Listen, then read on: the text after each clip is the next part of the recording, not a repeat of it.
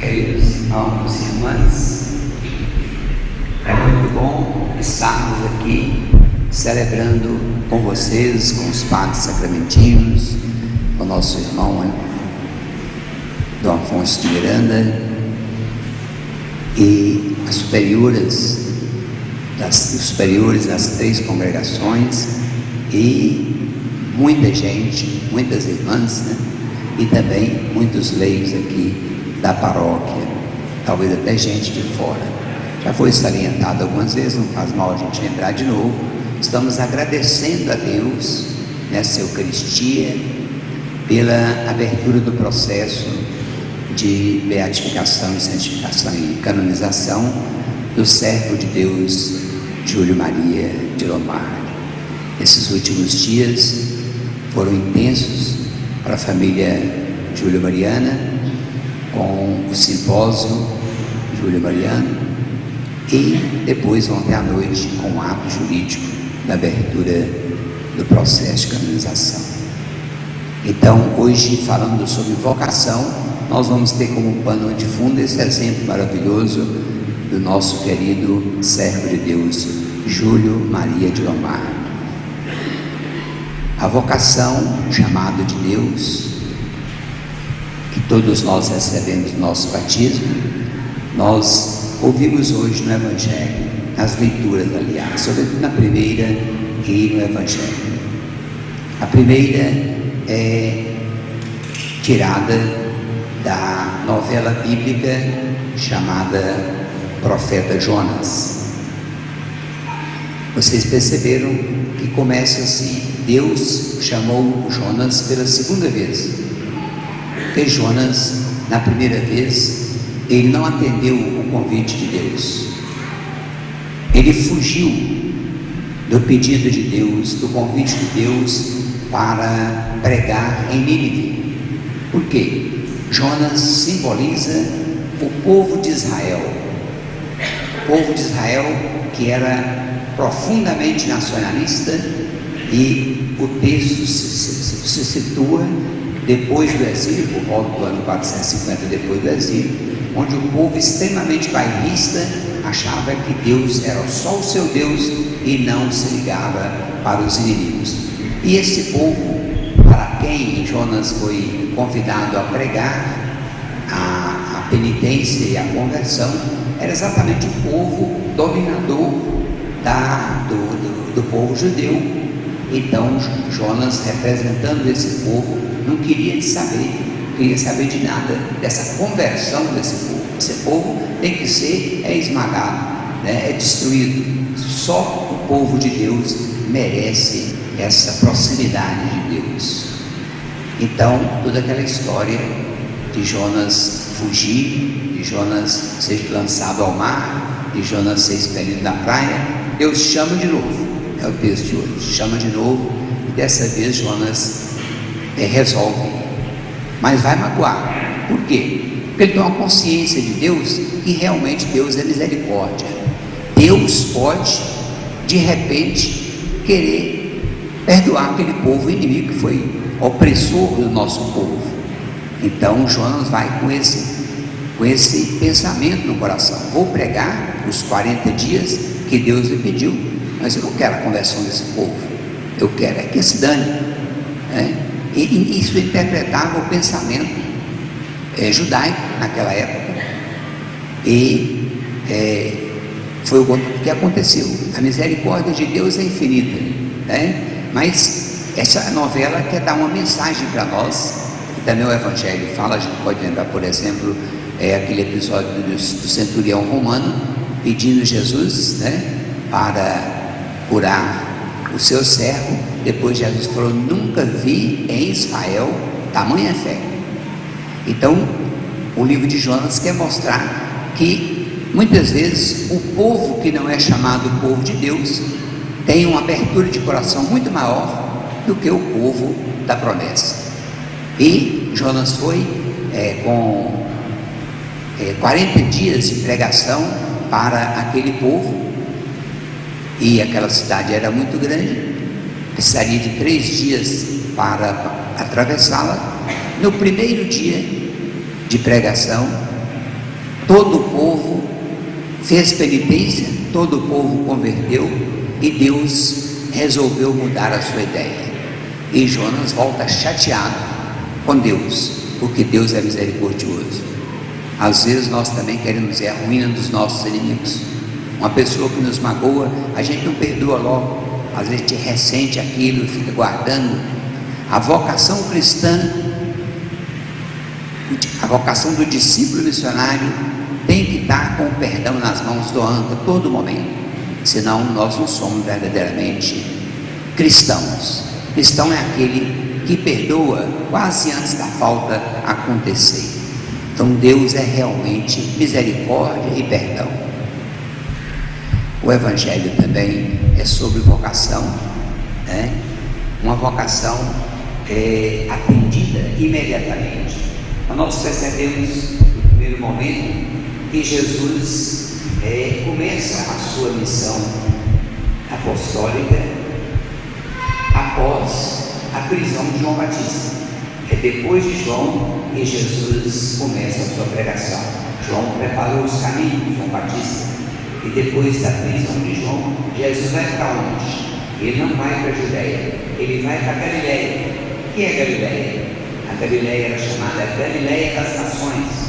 Era um povo impiedoso, era um povo misturado com pagãos por causa do exílio da Assíria, referente à história do caso de Jonas, no ano 722. Depois eles voltam misturando o povo caldeu, misturando com o povo judeu, e o judeu nessa época detestava o povo da Galileia, até no tempo de Jesus, samaritanos e galileus, mas é ali aquele povo abandonado, aquele povo desprezado, e a luz de Deus vai brilhar na escuridão, conforme a palavra do profeta Isaías. Então Jesus lá na Galileia, ele começa a sua pregação, e a pregação dele é dita assim, resumida por São Marcos: o tempo já acabou, o tempo das promessas acabou, agora começa um tempo novo, que é o tempo do Novo Testamento, da nova aliança. E aí a pregação de Jesus: convertei-vos e crede no Evangelho. Então todo aquele tempo que o povo esperou, podemos dizer, assim, 400 anos com os céus fechados, os céus se abrem no batismo de Jesus, o Espírito Santo desce sobre Jesus, o céu não se abre no Evangelho de São João e São Marcos, diz que os céus se rasgaram. O verbo grego schizo significa rasgar, quer dizer, nunca mais o céu vai fechar, nós temos acesso ao céu a partir de Jesus. Convertei-vos e crede no Evangelho. Então o tempo já chegou, e agora o apelo são dois: apelo à conversão, à mudança de mentalidade, uma metanoia, mudar de rumo. Eu estava andando para fora, agora eu vou andar para o centro, para o tabernáculo, para onde Jesus está, ou para onde Jesus nos manda. O tempo agora mudou e eu preciso mudar o meu rumo. Convertei-vos. Essa conversão não é só para os grandes pecadores, mas para todos nós somos pecadores, do bispo ao sacristão, ou do papa ao ajudante aqui da igreja, a quem limpa a igreja. O processo de conversão tem que ser contínuo. Então é preciso cada um de nós rever a nossa vida cada dia, como nesse simpósio estava sendo revista a vida, a partir da vida do Padre de Maria, também a vida atual das congregações por ele fundadas. Convertei-vos. E a segunda palavra: crede no Evangelho. Crede no Evangelho. O Evangelho, principalmente no Evangelho de São Marcos, foi ele que inventou praticamente o Evangelho, ou seja, essa palavra Evangelho, no sentido da boa notícia de Jesus, O Evangelho significa boa notícia, mas no caso de São Marcos, o Evangelho é o próprio Jesus, Jesus é que é a boa notícia, é uma paixão por Jesus, que significa conversão, uma paixão por Jesus, cujo modelo nós temos aqui estudado e vivido, que é o servo de Deus, Padre Júlio Maria de Lombardi. Crede no Evangelho. crede em Jesus Cristo, apaixonai-vos por Jesus Cristo. É Ele que dá sentido à nossa vida. Então Jesus, sinteticamente, fala essas palavras na sua pregação. Depois, o segundo momento é a chamada dos discípulos.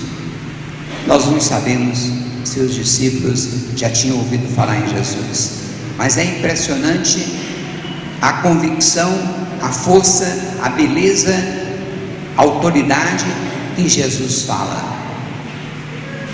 Jesus passa, viu uma dupla de irmãos, ele vê, olha aquele olhar penetrante que nós vimos ontem, estava lá do olhar do padre Júlio Maria, mas um olhar que realmente atrai.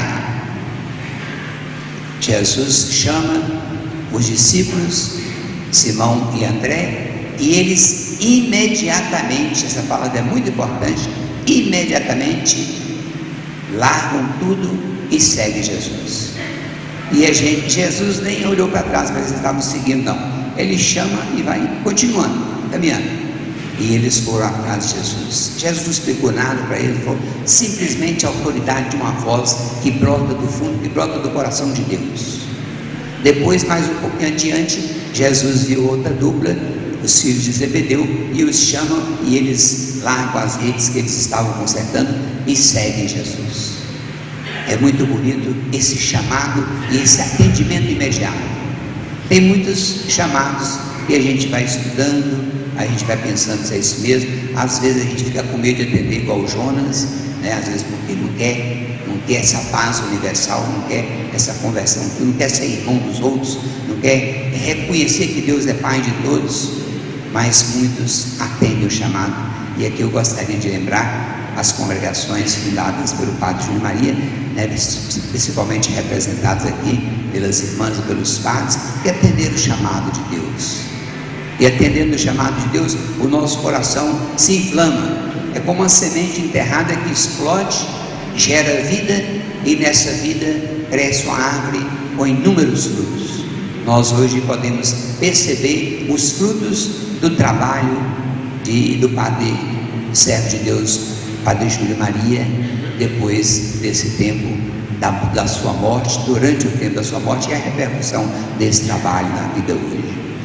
Bom para nós hoje, tendo o padre Júlio Maria como pano de fundo para o nosso pensar vocacional, para o chamado de Deus na nossa vida.